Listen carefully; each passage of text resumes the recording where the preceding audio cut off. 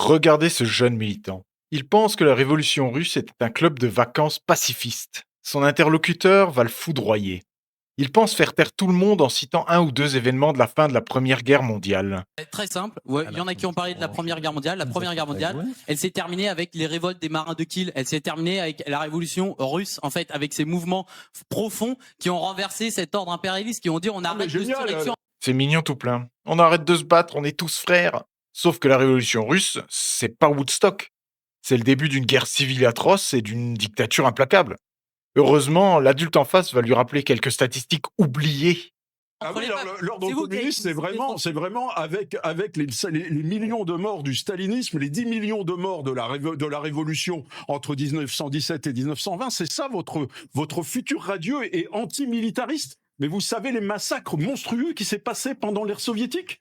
Et vous nous expliquez que vous luttez contre le militarisme et que ça c'est l'avenir. C'est fascinant de voir quelqu'un d'aussi jeune défendre un système aussi vieux et sanglant. Ce jeune n'a pas connu le mur ni le goulag. Il a appris l'histoire dans les tracts militants, pas dans des livres. Il vous parle de lutter contre le militarisme, alors que l'Union soviétique était la plus grande caserne à ciel ouvert du monde. Il vous parle de paix, alors que le bilan du communisme au XXe siècle, c'est entre 80 et 100 millions de morts. C'est la preuve que quand on oublie l'histoire, on est condamné à vouloir la répéter. Ce n'est pas de sa faute s'il est jeune, mais c'est grave d'être aussi ignorant sur des crimes qu'on défend. Le communisme n'est pas une utopie de jeunesse, c'est un cimetière. Malheureusement pour nous, je pense que la France est en train de basculer dans le communisme. Dites-moi si j'ai tort.